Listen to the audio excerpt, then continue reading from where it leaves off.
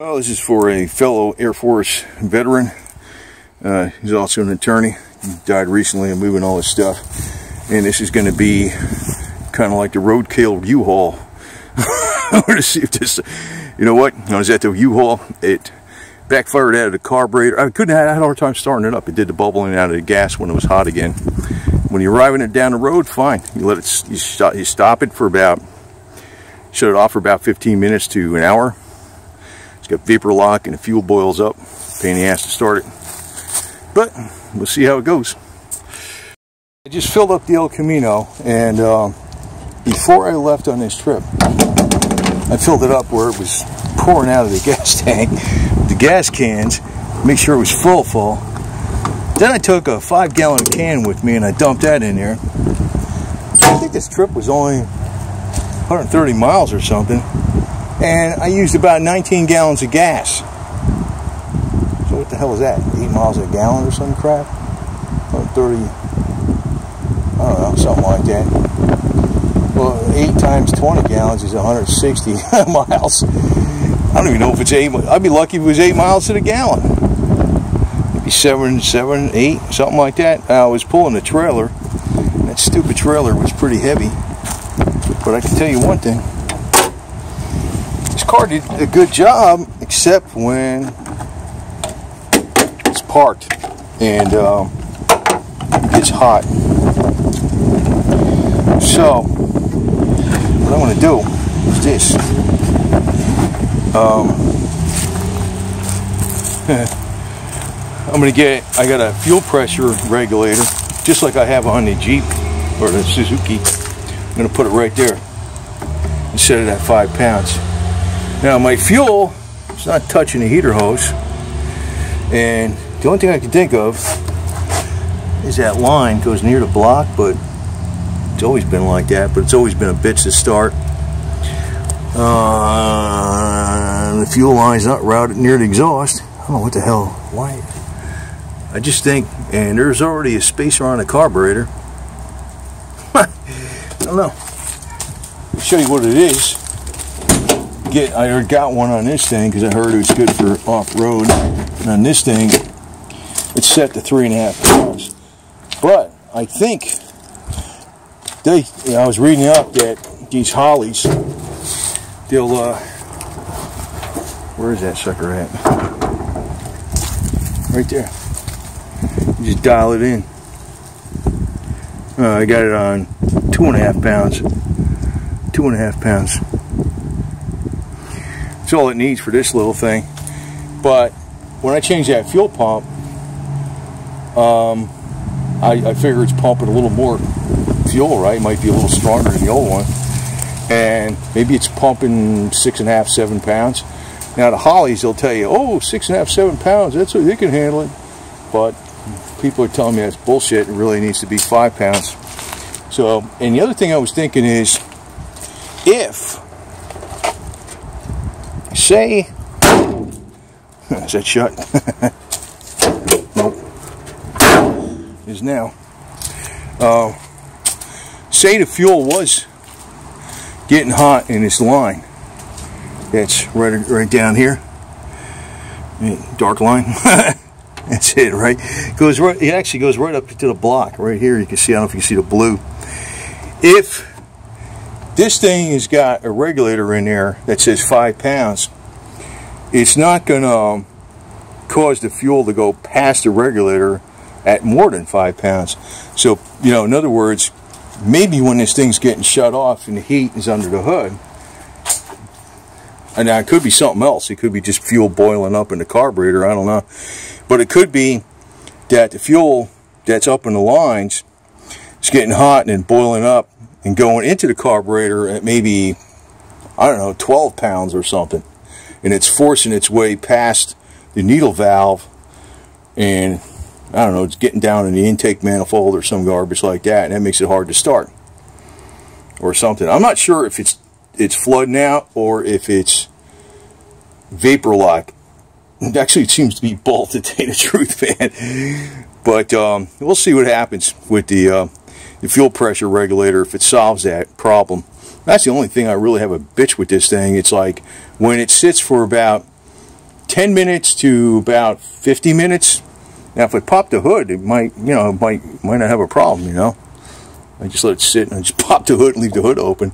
But you don't want to do that if you're walking into a store, you know. Hey, here's my hood. It's open here. You get whatever you want. You know what I mean? So, but it did haul that freaking U-Haul. That damn thing, that trailer kind of sucks in some ways because it's like 900 pounds already. And it was not fun on my clutch. I'll tell you that right now. This utility trailer without the wood, I think, weighs 275 pounds. It's got a payload of 1180 without the wood. So now I gotta put some angle iron and weld 1-inch square tubing to it, at least in the front. I'm thinking of coming up to about 3 feet and coming up this way to almost 4 feet. Then just have the front all secure, where the wood is braced up to angle iron with steel mesh, welded to the angle iron. I mean, to the 1-inch tubing, which the 1-inch tubing would be to the angle iron, and one angle iron would be bolted into the frame. Come across, then it'll be boxed, and then have an X in the front here with the 1-inch tubing, which, you know, this is the part that gets the wind, you know. And then put one foot of angle iron. This would be 3 feet here. The 1 foot, one piece here with some 1-inch tubing, 1-inch square tubing welded to it coming up, and maybe I don't know, you know, maybe a bracket or something too. You know, a big stainless steel bracket, and put new wood in here. If you want to make this strong, it's like, you know, freaking fall apart in 2 seconds. But it should be fine with, if you have it braced up with 1-inch square tubing, steel, with heavy steel mesh behind it, to use it like where it's kind of like bracing the steel tubing up itself. Then this is that's encasing this, at least in the front part and part of the back part. That would be very strong, actually. But all that together might weigh, even with the floorboard, might be 250 pounds. So this trailer would be, because that was a 4x8 utility trailer from U-Haul.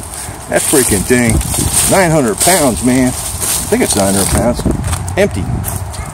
So this thing might be, I don't know, a little over 500 pounds, even with all the steel on it, empty, with no roof, but you can always put a tarp on it. And the thing is, I wouldn't want a roof, because say I want to have something standing up higher than that, you know, you got the option of doing that. And, but you know, you're talking, and I'd still have a payload. Well, you figure if I say, you know, at max I had 300 pounds of shit on, stuff on here, so the payload is 1180, say 1100. I'd still have a payload of 800 pounds on this thing, which is enough, you know. But I could tell you one thing: using a U-Haul trailer for 30 bucks is a lot cheaper than using a truck for like almost 300. You know, and you still got to put gas in the damn truck anyway. So, well, it worked out. Incredibly, I'm gonna bring it out here, the activated charcoal, see what I'm talking about. It's the stuff, the activated charcoal. I've been taking a lot of this stuff, but I got to make sure I take it at a different time from the supplements, because it could possibly absorb some of the supplements, especially if they're synthetically made. And by the way, there's Panda Cat down there. Hi, little Panda Cat.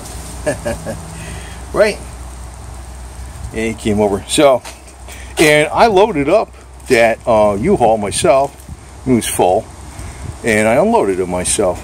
And you know, it was, you know, with attached. I don't know. I don't want to say exactly what it was, but you know, guy wanted to. You know, I kind of volunteered for this shit in a way, but he wanted to hire a few people to help me. And I said, who the hell you need that shit for?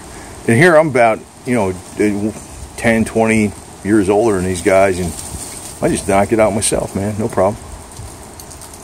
You know, I had to walk these boxes about, I don't know, 35 feet, because I couldn't I couldn't back the trailer in there. I'm too stupid to back trailers in. I forgot how to do that. I lost those skills, man. I'll get them back, I guess. But I'm going to the gym right now, and as this thing's being processed, this video, and tell you the truth, this stuff is probably giving me more energy than anything. And boy, I must have a lot of toxins. But it's kind of like going back to the old days, because I just did all that driving, and I'm in Florida, it's hot. I was actually driving with the heater on in the car to make sure the engine didn't get too hot. So, you know, that could take a little bit of sap out of you, you know. And then I loaded up the trailer and I unloaded it. Did all that, you know, I was driving for, I don't know, 4 hours. You had to go dump off the freaking U-Haul and pick it up and all that garbage too, besides doing a trip, right? And I had to get up early, and I was up late, and I still feel fine. That's how I used to feel. I used to feel like the Energizer Bunny. So, I know YouTube, boy, I don't know what's going on, but I said on another video that stuff was helping me out, this stuff. I swear, and it's kind of hard to narrow down what works best.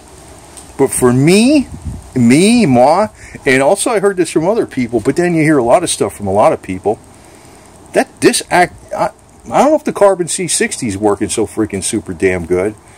It may be. Maybe if I stop the Carbon C60, I'll say, ooh, or maybe it's the combination. But when I take this, I take it away from the time I take the Carbon C60, hours away. So, and also the vitamins and stuff. And actually, I'll take a lot of this in the mid-afternoon, then more, you know, maybe early in the morning, I'll take some vitamins or whatever, and then afternoon, I take loads of this stuff. Then by the time the evening comes, I'm taking loads of vitamins and stuff, supplements and CoQ10 and vitamin D and all that garbage. But, I don't know. I tell you the truth, I wish this car was 100% perfect, man, but that's horrible gas mileage. I don't know if this thing goes, you know, maybe it's because I didn't use it that much. It's been using on a lot of short trips, but I got to figure out how many miles I went. I know I used about 19 gallons of gas. If I did not take that extra 5 gallons, I would have had to fill up, which I don't like pulling the gas station, pulling a trailer. So, that little utility trailer would, but not a trailer. Anyway, that's a wrap. And I'm tell you what I'm really happy about. Energy. And I've been using the Parazapper a lot. Frequency 5000 on the My 3, which is a blood cleanser. I don't know. I'm not 100% sure, but I can tell you one thing. I have not felt this damn good in years. And the proof is, all this all-day work in the heat and all this loading up, and I'm going to the gym right now. That's the proof. That's how it used to be.